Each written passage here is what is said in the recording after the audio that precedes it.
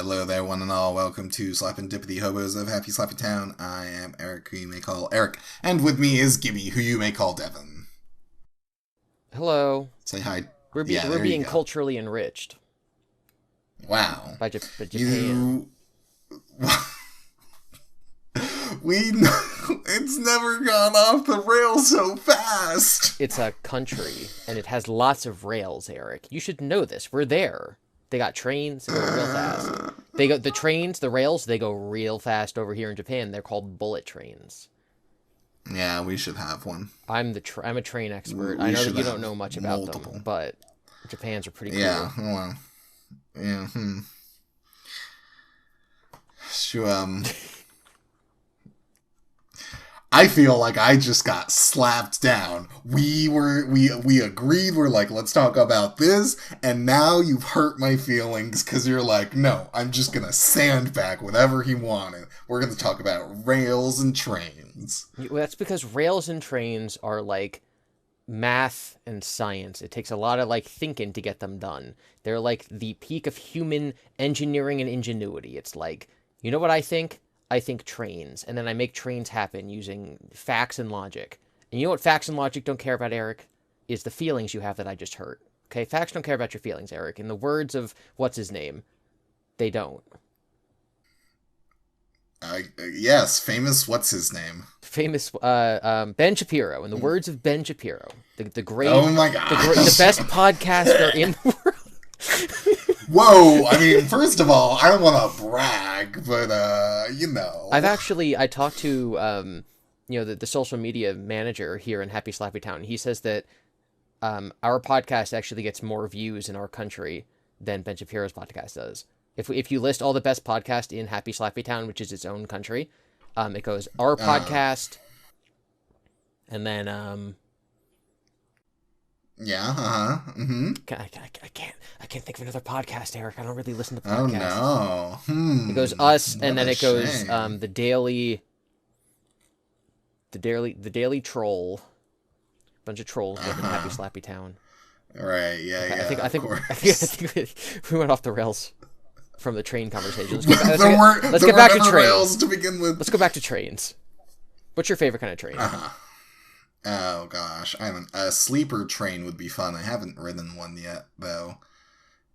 Just like, it gives me ideas of like back in the day when I would do 12+ hour road trips, and you like fall asleep and you wake up somewhere new and you're like, whoa, the scenery's different. What happened? I know what happened. I fell asleep, but like, whoa. So you've never been in one of those train cabins, like, where there's, like, bunk beds, like, in your own compartment? No. Have you? No. No. But you're Mr. I lied. See, I don't know you guys. I lied in the beginning of this podcast. This trip to Japan has culturally enriched me, and it's changed me. I now believe in lying. And I lied when I said that Eric didn't know anything about trains, and I did. He's actually the train spurt here. That's a train expert for all you word fans out there. He knows way more about trains than me. What happened is I met some people in Japan, and they changed me. You're still in Japan. And I met them here. They gave me an alternate perspective on life. Right. His name. Now you like... Two Hat Mikey. His name. Two Hat Mikey. Right, okay. Because Japan doesn't have any laws against drinking alcohol in public, I don't think this guy's a good influence on you. You've been day drinking. You've been saying stuff you normally never say. I think I saw you try some meat. I don't know. I'm not under the influence, Eric. I'm over the influencers. I know that. I mean... I don't listen to podcasts anymore. Evil Gibby says, I don't even like podcasts. Evil Gibby says, let me try some of that, I don't know, what's a meat dish. Let me try some of that wiener dog, that hot dog. Yeah, give me some, Evil Gibby says, give me some wiener.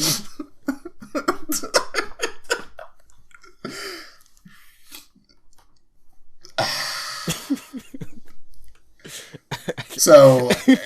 I think Is it like, is evil, you're evil, Devon, you're just the opposite of everything, so now instead of like never wanting sex, you've just been constantly going at it. well, when in Japan, With wieners, maybe without, who knows. yeah. If there's one thing Gosh, they this say, is the most explicit. if there's one thing they say about Japan, is that everyone over there is having sex. Yep, definitely. They have a huge number of baby birth rates. They're doing the best in the world right now. Evil Japan says, let's have sex. Oh my goodness. Well, let's hop back on the rails. I believe you have a subject you would like to discuss with the fine people of Happy Slappy Town. Well, so for the past few episodes, we've just been really into our thoughts and thinks and logics and stuff. And I think it was the last one that you, like, revealed your happiness list. Yes. Of, like, things, you like... to achieve happiness and contentment in your life, you like do these things and weigh them out and whatever. And and that's all well and good, but I think maybe the general population has put an overemphasis on logics and thoughts and stuff and is undervaluing feelings. Because feelings can get hurt, and then they're like, well, that's dumb. Facts and logic don't get hurt, except facts and logic have to be discovered. Feelings are just all natural. Facts and logics are artificially made. Well, you can lie about facts and logic to manipulate people, but you can't lie about someone else's emotion, because the way that they feel is just like how they feel. Yeah. Well, so one of the things I think about your list that kind of bugged me that I couldn't place, and it still does, and I still don't know all of the answers.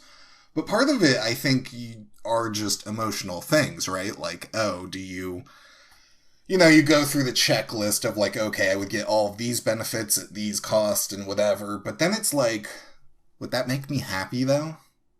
Which is the point of the list, is that you shouldn't value that. Well, yeah.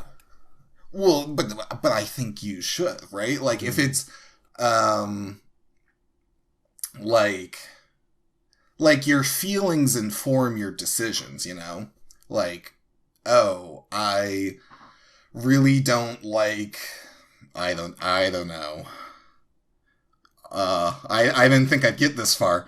I don't like X. Well, why don't I like X? Well, I have these feelings about it. And so from these, like, the roots of this plant growing up, I can see that, like, which are your feelings? That, like, I, like, have this predisposition. And so now I'm, like, looking for these certain things, Yeah, I would say that if I'm asking myself, like, why don't I like something, I would never say that I have these feelings about it. I would say I have these observations about it.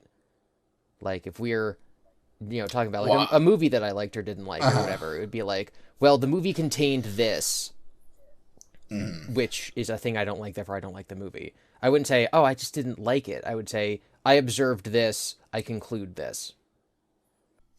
So, like, I'll see a movie and I'll be like, oh, it made me, I thought it was really fun, it made me happy, and there was a lot of colors, and, like, it made me feel lighthearted and jovial.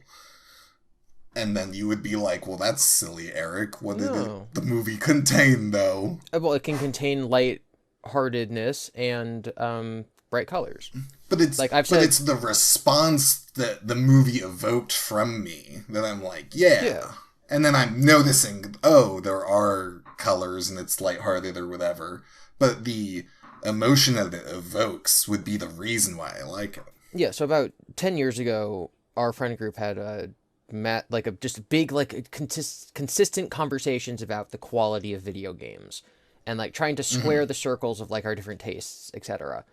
and we developed terms like, like subjective, or yeah, subjective objectivity or something like that, which is basically like, this movie objectively has lots of bright colors. Whether or not you like bright colors or not is subjective. So if you say, I like this, therefore it's good, someone can disagree with you because that's subjective. If you say, I like this because it has bright colors, you're telling your audience something about it. So they can say, oh, he likes bright colors, so he liked it. I don't like bright colors, therefore I won't like it. So it's your overall opinion is based on your tastes, right, which are subjective. But you're a good enough reviewer or analyst to notice how your tastes present themselves within the work in order to convey that information to other people. I would say the worst kind of a reviewer is just someone going like, I like it. And then someone says why, and they say, I don't know, 5 out of 5. Whereas I think an equally bad reviewer would be like, the movie contains 7 scenes of bright colors shining on the screen. It's like, well, that doesn't really tell me anything. So you kind of need like the objective analysis and then the taste-based subjective conclusion based on the combination of those analyses. You could, yeah. I mean, and it would make you a better reviewer. But if you're not a reviewer and you're just like, I don't like the movie, I don't know why, I don't care to know why. I mean, I would say that's a little like, don't you want to know why? Yes. But also, it's like, all right, fine, you don't. That's fine. In the context of your own life and whatever. I mean, you should be responsible. I mean, it depends on the severity of the thing we're talking about. I think if I ask you your opinion on something and my reason for asking is either because I want to know whether to spend money on it, or because I want to get to know you better and so I want to know what your opinion on things are, that if your response is, I like it but I don't know why, or I don't like it but I don't know why, then that kind of is like, I don't know, I think that is a moral failing on you to be unable to participate in a conversation. I think that everybody's ability to participate in any given conversation is a responsibility they have as a human being, because humans exist to talk to each other. No, this is just going back to your thingamajig. I remember in a previous episode you were like, Becky has to bail me out of a flat tire because I wasn't paying attention on the road, and she's drunk and now she can't, and that's her fault, and she should feel bad, which I just disagree with. Which I agree with. Yeah. But I think I don't know, for as much as I wanted to talk about it, I didn't think about it at all, so, what does that say? But, like, with weight and stuff, right? Like, I have been going on a weight journey, if you will, of, like, wow, I'm really fat, I should try and lose weight. And, yeah, there's all these reasons or whatever, but at the end of the day, like, I just feel bad and gross, and, maybe some of that's learned or societal or whatever, but also, like, man, I just don't like it. And I just want it to be a not issue and to be at least semi-fit again. And to an extent, I don't think you need to explore, like, again, like, you should be explored as deeply and whatever, but it also shouldn't be like, you shouldn't have to go to the explain away your feelings with logic and thoughts as, like, the only requirement piece to it, Like, to a certain point of, like, well, I just feel bad and whatever, like, that should just be enough. And you're like, okay, well, that's going to be worked on, and you can come up with whatever reasons and so forth and so on. But again, depending on what it is, right? If you're like, well, I feel like killing someone, like, obviously don't kill people just because you feel like it. Well, I think that's kind of where your argument breaks down, it's like, if everything, so it's a big debate in, like, morality and ethics, where it's like, if your ethics are based on what is acceptable in your society, then which is something that people say. They're like, I don't do things that are illegal, I do things that are legal. And it's like, okay, well, what if it became Mm-hmm. legal in your society to kill people? Would you kill people? And they'd be like, well, I don't think I Right. would have the desire to do that, but like, I don't know. And it's like, Mm-hmm. okay, well, what if you have the desire to do something illegal? And they're like, well, I don't do it. I'm like, okay, well, like, I can respect that. And then there's other people who say that the greatest moral authority is the self, which is basically like if you can rationalize to yourself why something is right or wrong, you don't need to bother rationalizing it to other people, and then you do it. And people are like, Mm-hmm. okay, but that's assuming that you're a rational agent, that you're someone who can like, like that system only works if everyone generally agrees on what is good and bad. Because like Mm-hmm. obviously there's psychopaths out there who will just like lie, cheat, and steal and kill for their own benefit. So if we're like, oh well, that's Mm-hmm. okay because he's following his truth, it's like, well, that can't be right. Which is why all societies end up like creating laws and like reasons for things, right? Like I think the American society basically started with the values of the Enlightenment, which is like everyone should have the maximum amount of freedom to do whatever they want. And then someone walked in and said, okay, what if your freedom interferes with my freedom? Like your freedom to dump things in a river and then it flows downstream to my property. Now you're poisoning my river. Are you allowed to do that? And then people are like, well, no, you probably shouldn't be able to do that. And someone's like, okay, if your freedom is you see something and you take it, what if it's my thing? Now you're infringing on my freedom. And they said, okay, so you probably shouldn't be able to take things, right? So like the basic axiom of our society is maximize your freedom until it conflicts with someone else's freedom, and then like on a case by case basis, we'll figure out what to do about those. And Yeah. that's how you get liberalism. Sure. I don't know key terms. Yeah, so like the Um. actual philosophy of liberalism is what I just said. The way that people in America use liberalism is the way that we use the term liberal and conservative in America is unhinged and unhelpful. But typically, when people say Lols. liberalism, what they're talking about is like back in the 1700s, a bunch of old guys were like, "What if private property? Question mark. What if there wasn't a Mm. king? Question mark."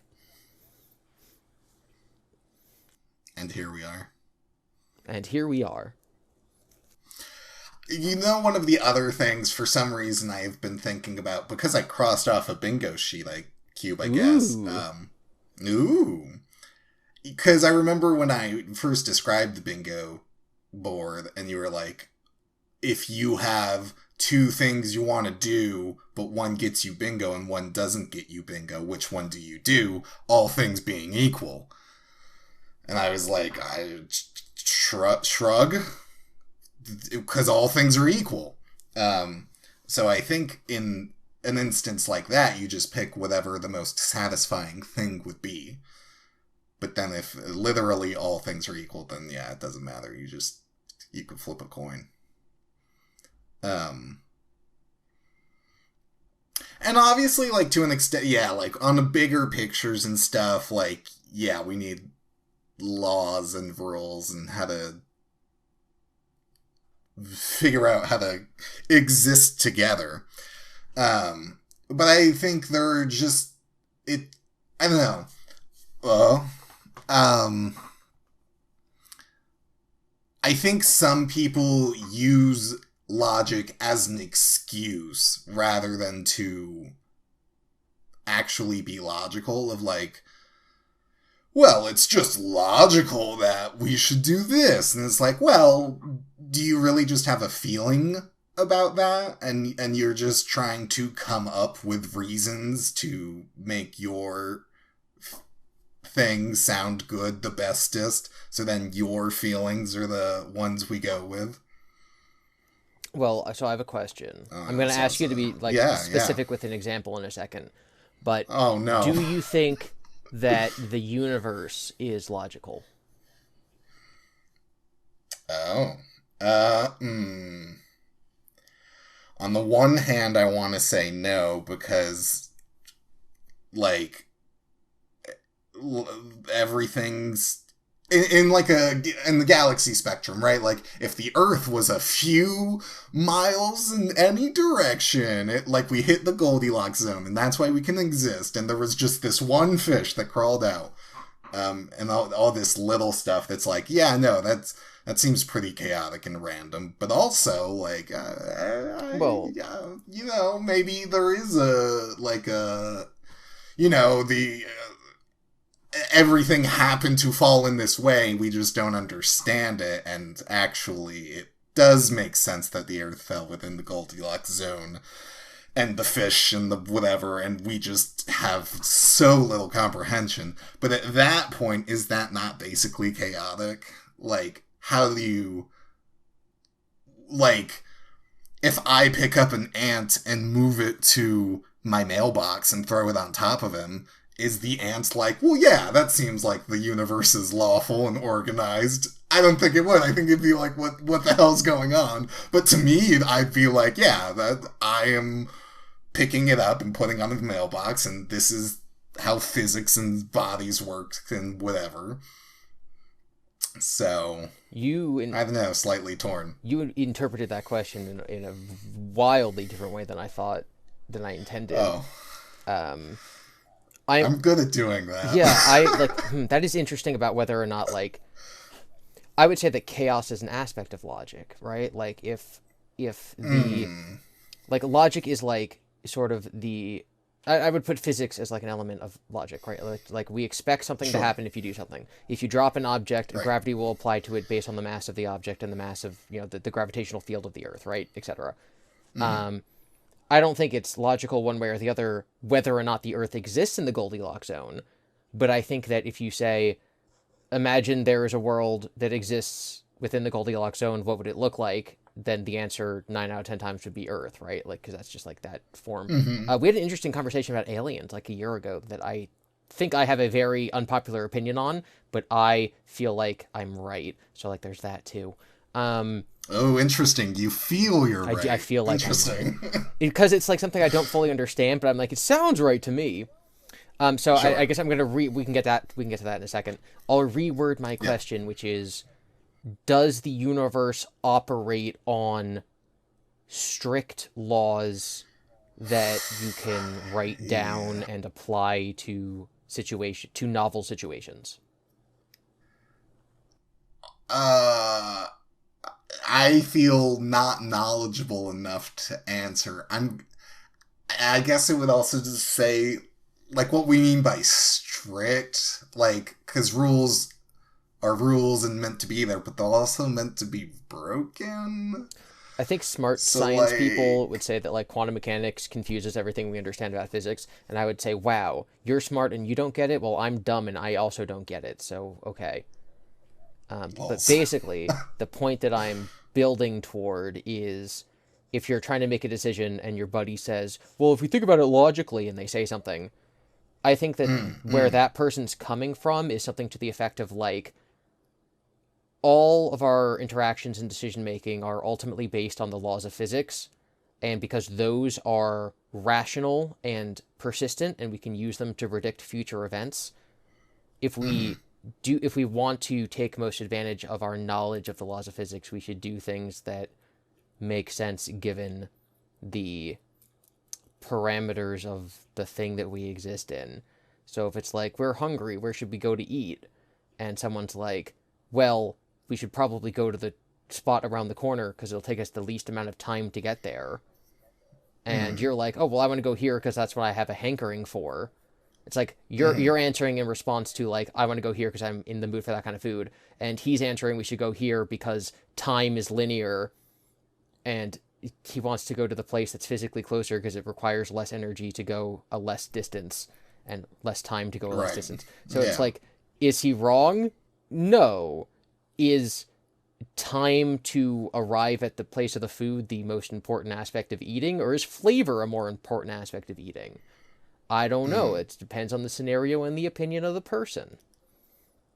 But yeah, I think I've said a couple times that, like, based on the ways that people think about things, they might come to vastly different answers, even if everyone has the same information going in.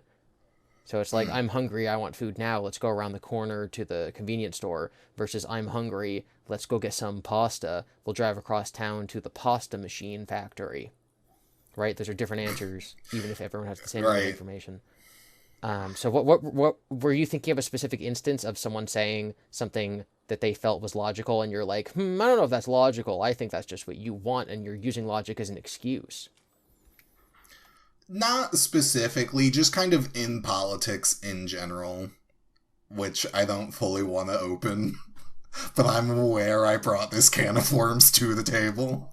But I think people come up with things and policies and so forth and so on, and it's like, well, are we actually doing what's good or feels good or so forth or so on, and just kind of blanket waving logic over it to be like, see, now it makes sense because I said logic and explained it a little bit, even though it's still going to be highly damaging and counterproductive. But I didn't have a specific scenario per se. Okay, well, without bringing in any like particular policy, I think a really interesting sort of similar example is election predictions, Okay. because all the different big news sites and newspapers and things like that, whenever there's an election, they have their polls, right? They're like, we think this person has this percentage chance of winning, based like if the election were held today, here's who would win. And all the different news sites come to different conclusions, and sometimes those conclusions are different enough that they think the election's going to the other candidate. And those are theoretically based on some amount of science, because they go out and they poll people and they ask people questions, and they then relate. They're like, oh, one model could be like, we ask people who they'd vote for and then we use that. Another model could be, we ask people who they'd vote for and if they've ever voted before, and people who have voted before, we give their response a higher weight. Or people who are registered to one party, we give their response a higher weight, or et cetera, et cetera. Yeah. And then other people who don't look at polls, they're just like, I think this person's going to win based on vibes. Right. And sometimes the vibes people have a better track record than the pollsters. And so you got to ask the question, like, are polls real? And I think what we've learned over the last 10 years is no, but yes. It's sort of like they are the best thing we have, but to put faith and confidence in them is wrong because they can clearly be wrong. Like, they're wrong in ways that we don't understand why. We just know that they can be wrong.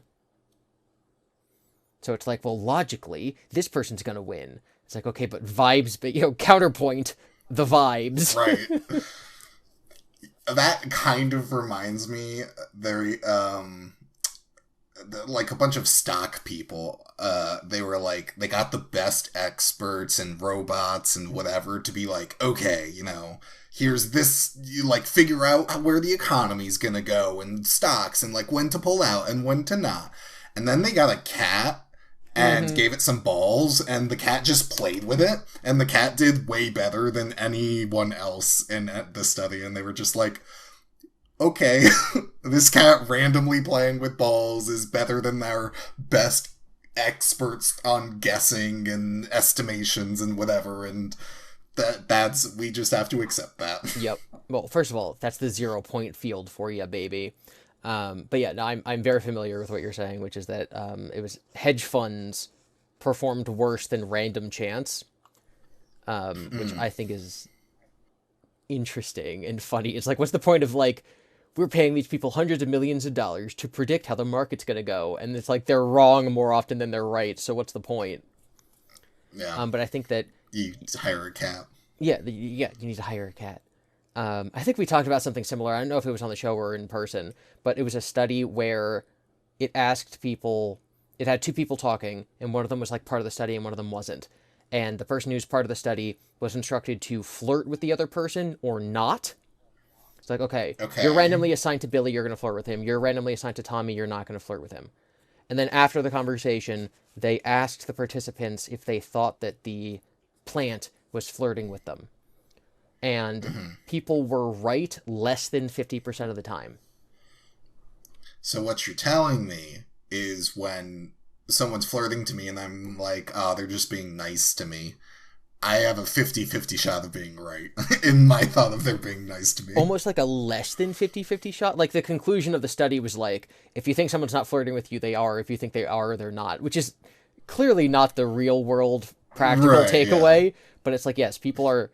a coin flip would determine better than people's intuitions and instincts. Which to me, basically, like, the real conclusion is just don't assume. Because, like... Oh, yeah, just be polite, Yeah, just be... say thank you, and don't be weird about it. Yeah, I've had times when I'm like, I'm being really nice to this person. They started acting weird to me in response. Maybe they think I'm flirting, so should I stop being nice? And then I had this issue in college. Let me tell. So in high school, we had a class of about 300 people in a school of about 1,200, and I had a girlfriend. So whenever I was in a class, or like, oh, okay, we're gonna get into groups, or oh, we're gonna like have partners, or oh, we're gonna be in class or whatever, I was just myself, which is to say nice to people, and Mm-hmm. none of the girls in our grade ever thought that I was being flirty when I was being nice to them, because everyone in our grade knew I had been in a relationship for like 4 years.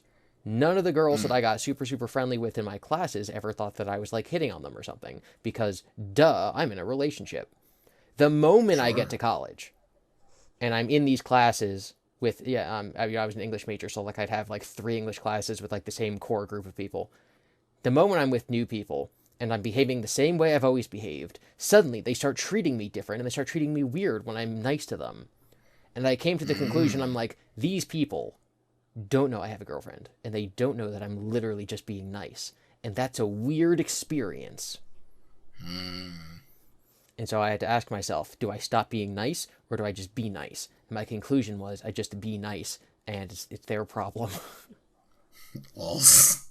Yeah, they just gotta work that out. I will out myself slightly. It's not that bad, but it is embarrassing and dumb. I, uh, I went to college once in a while, and did you ever hit that phase and like, you're like 20 or something, and like, maybe you're shy or whatever, and you're like, I should be not shy. I should like talk to people and whatever. I'm gonna practice by giving people compliments. So then you go in with that mindset and you see a girl and she has really cool long silver hair, and you always thought long silver hair was really cool, so you want to compliment her hair. But then you like walk by each other and you don't say anything, and you're like, well, dang it. But I told myself I would get better at this. So then you like kind of turn around, but then she's gotten far ahead of you and you're like, oh, do I follow her? That would be creepy. But I set this goal and oh, what do I do? And then you like just start aimlessly walking, and then you realize you're kind of behind her and you're like, oh my gosh, I'm being so creepy. Has she noticed me? Oh my gosh, the thoughts running through her head are so creeped out and so justified. And so then you like just kind of swallow your tongue metaphorically, and you just run up and you're just like, hey, your hair is really cool. And she goes, oh, thanks. And then you just walk away, never look back, and go, well, took too long, and that was dumb and embarrassing, and I hope I didn't creep her out, but I did it, but at what cost? That ever happened to you? No.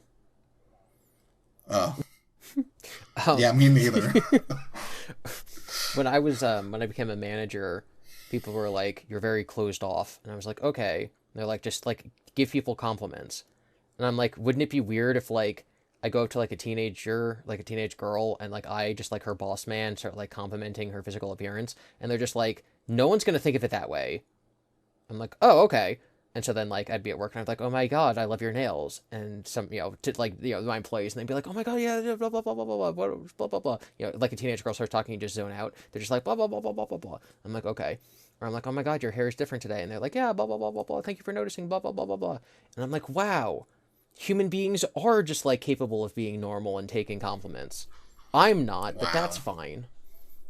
right? Who Like, would have we thought? had the whole conversation, Eric, you have the cutest little nose, Like, we had that conversation. I'm just not good at taking compliments. Even when people on YouTube Sure. compliment me, if they're like, Gibby, like, your videos are incredible and you've gotten me out of, like, a dark place in my life by watching your videos, or like, wow, you've taught me more than, like, any of these teachers or whatever, I'm just like, cool. Like, I disagree. My videos aren't that good. I disagree. You're wrong, actually. I suck. Ugh. That's that self-deprecation talking, though. And thankfully, this is evil Gibby, so you don't have self-deprecation right now. I feel like if I had like 100,000 subs, or like if my videos regularly got like that many views, then people praised me, I'd be like, oh yeah, I am the best. But like the fact that people are like, your videos are so good, and then they get like 5,000 views, I'm like, well, obviously they're not. You're lying to me. So because you're a niche indie artist in the underground scene, your fans must be fake. Yes, that's clearly how that works. Gosh. And you just happen to feel that way. Isn't that crazy? Yeah. Yeah. Wait, what's this thing about aliens we Okay. were supposed to talk about? So this thing about aliens. Before I left my job, I was going for a bunch of medical checkups because I'm like, hey, I have insurance, so I should probably get my eyes and my ears and my everything checked, because I'm about to lose my insurance when I go full-time YouTuber. So I just had a lot of waiting in hospitals or like doctor's offices, and I don't know how we came up with the conversation, but we were in the group chat texting, and I was like, aliens question mark?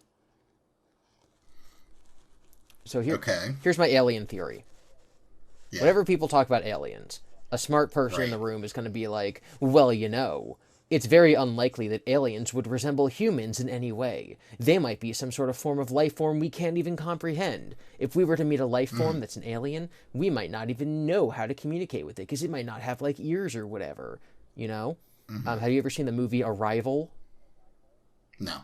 Well, it's about aliens, but they're like smoke monsters. So Okay. they're like, whoosh, whoosh, we're like little blobs of smoke, and it's kind of thing, like, it's hard to communicate with humans because, like, none of our physiology is the same.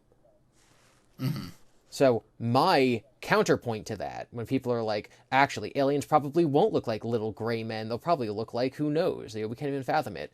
My response is, actually, any aliens that we meet via, like, space travel would probably resemble humans a great deal, because the physiology it would take to craft a spaceship to reach Earth would probably require them to be in an environment that's similar to Earth. So, for example, I highly doubt that there would be an intelligent human-like species capable of space travel that lives underwater, because there's no fire underwater. And so the idea of creating a society when there's no combustion and then somehow making a spaceship, like, you can't make steel underwater because you can't make fire. You can't blast off a spaceship underwater because you can't make fire. So we're never going to meet mermaid aliens are never going to come to Earth because water, duh. One of the reasons that humans and many other animals are totally symmetrical is because it saves data on our DNA, right? Like, instead of writing different DNA for each side of your body, it's just like, okay, do this and then do the opposite, mirror it across your body. So it's like, okay, theoretically, aliens that would come to Earth on spaceships would probably be land animals, would probably be symmetrical. If they were larger than us, then they would probably take too much, like, energy and food. Have you ever heard that, like, back in the day, like, the reason dinosaurs and bugs were so big back in the day Sure. was because, like, there was a lot more oxygen in the atmosphere or whatever, like megafauna. So I think that between, like, 5 and 10 feet would probably be more like the likely size for a alien species capable of flying a spaceship to Earth to be, simply because if they're any bigger, the difficulties of getting them here would be drastically huger. They could be smaller, but at a certain point, it's like, if you're small, what is it, like the square or something rule? Like, if you double the size of something, it actually quadruples its weight. It's like, if they're too small, then they're going to have, like, brittle bones, or they're going to have difficulty fighting predators that happen to be larger, or it's going to be, like, the G-forces to accelerate to the atmosphere are going to be harder. So, like, they can't be too small, they can't be too big. They're likely going to be bipedal simply because they're like, you don't need to be quadrupeds. Like, obviously we can walk around on 2 legs and 2 arms. So if you can do that, that seems to be the most efficient way of doing it. Like, the reason a lot of animals have 4 legs is because it helps them run away from predators, but if you have tools and houses and stuff, you don't need to run away from predators, and so having 2 legs is more than enough, and having opposable thumbs is more than enough. And so I think there will be land oxygen-breathing animals who have 2 legs and 2 arms. I think they might have tails, because tails are very helpful. I wish humans had tails, like opposable thumb tails. Those are pretty cool. Third opposable thumb, heck yeah. So I think they'd be generally human-shaped and generally human-sized. And I think that the having more sensory input organs, the more of those you have, the better. Like, I can't see, pun intended, making a spaceship if you don't have eyes. Wow. So, like... Skill issue. Yeah, skill issue. Go on. So, like, you'd be able to sense light. No, skill issue for you. You'd be able to sense light, you'd be able to sense sound. I think that, like, one of the senses humans don't have that other animals do is, like, snakes can see temperature, question mark. So, like, that could be one of them. About that. But, like, the idea that, like, an alien species would be more advanced than us but wouldn't have ears is like, well, I disagree. Okay, so, first of all, I'm just saying platypuses go blind and deaf when they enter the water, but they can sense things through electromagnetism. So, that's weird and hilarious. Yeah. I think an alien could have something like that. Secondly, I thought you were originally gonna take this from the ant route of like, oh, I pick up an ant and put it on the mailbox. So I thought you were gonna be like, oh, fifth dimensional aliens or something. But in terms of, I think you have an interesting caveat of aliens that we would meet through space travel. Yes, this is specifically then be this what the Roswell aliens would look like. There are aliens among us because, like, we're talking about all the, like, the government is declassifying all these sightings that people have of UFOs. What if it's aliens? And my thing is, if an alien species is flying a physical spacecraft from their planet to Earth and then flying it through the Earth's atmosphere, they're going to resemble humans. Interesting caveat. I think there could be aliens, though. Maybe there are mermaid aliens where they establish strong telepathic links, and then people that claim to get visions from God are just getting that telepathic message from an alien mermaid. I would say that Occam's razor says that we have not verified telepathy exists, but we have verified that moving your left hand to a lever and pulling it to make the spaceship go vroom does exist. And so that's probably how the spaceship works. Where's the fun in that, though? I'm a man of science, Eric. I want the spaceship to go vroom because of aliens, not because of mermaid gods. I mean, maybe they're cute.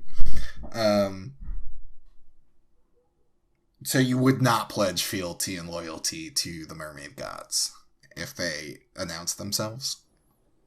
If they're like, we've been your god since ancient times, all of your technology is because of we the mermaid gods, I would say, oh, that makes sense. Pretty cool.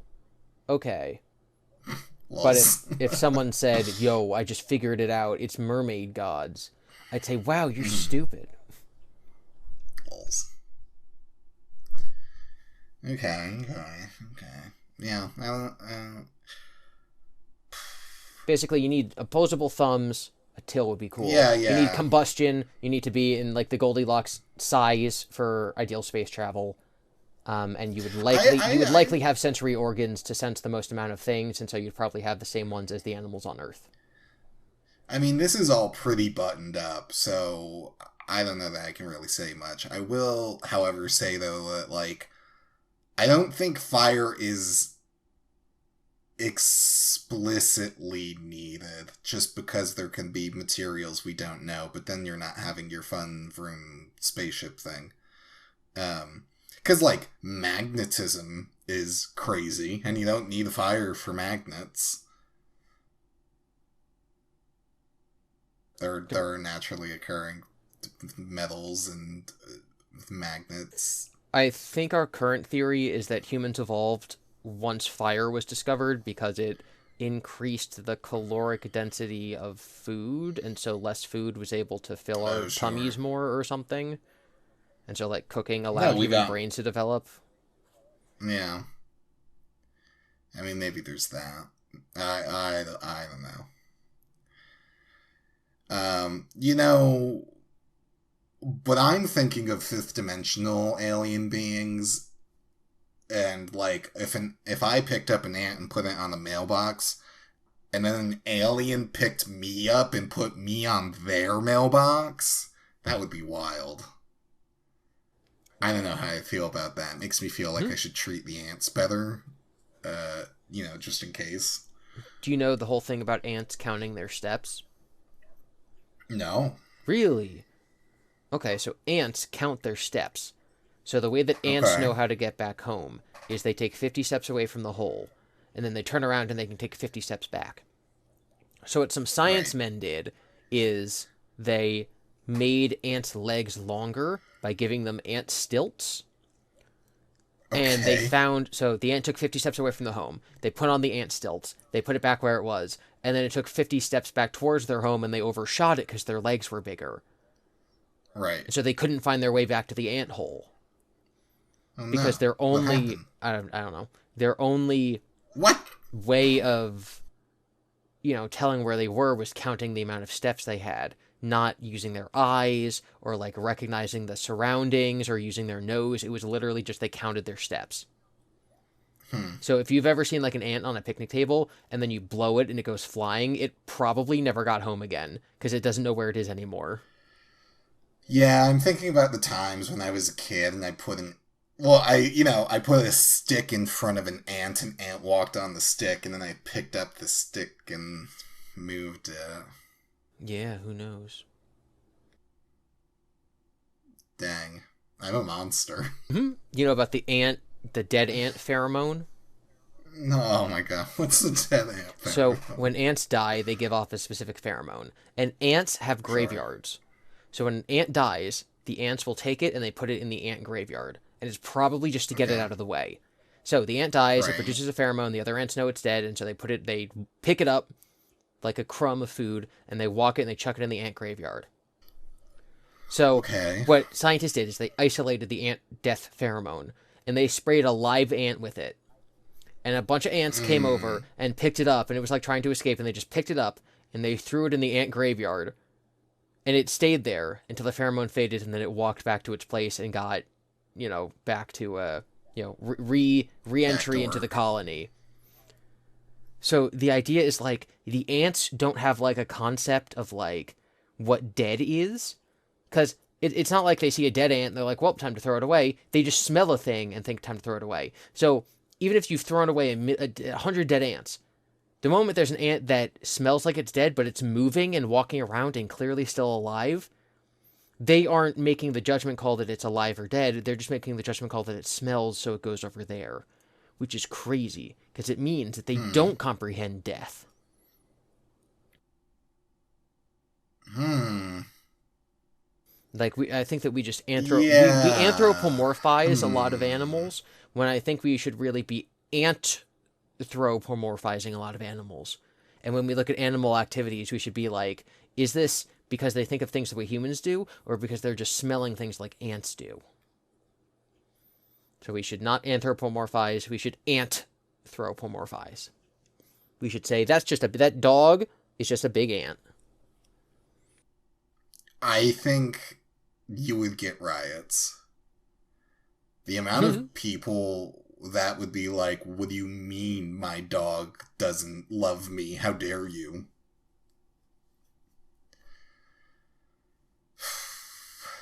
Listen, I did not expect this to go here. Uh if huh, there's yeah. one thing I hate and have zero interest in, it's anthropomorphic animals. Yeah, yeah. Only anthropomorphic animals, though. You Yes. love anthro ones. All I'm Like saying. Looney Like, Tunes. did you see the new Looney Tunes movie that came out a few months ago? I did not. I did. It wasn't very good. Okay, I am not It surprised. was the first theatrically released Looney Tunes movie ever. It was called The Day the Earth Blew Up. It was about Porky Pig and Daffy Duck stopping, of all things, an alien invasion. Whoa, Yep. First ever theatrically that's released Looney crazy. Tunes movie, kind of mid. Dang. Dang. Well, we still have, like, Kermit and stuff, so, Kermit's my favorite Looney Tune, yeah. yeah.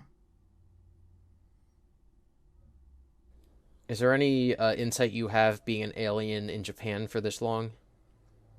Whoa! No, it's nice. I knew it would be nice, and it's still nice, so that's nice. Feels nice, Mm. even. But Hmm. logically, is it nice?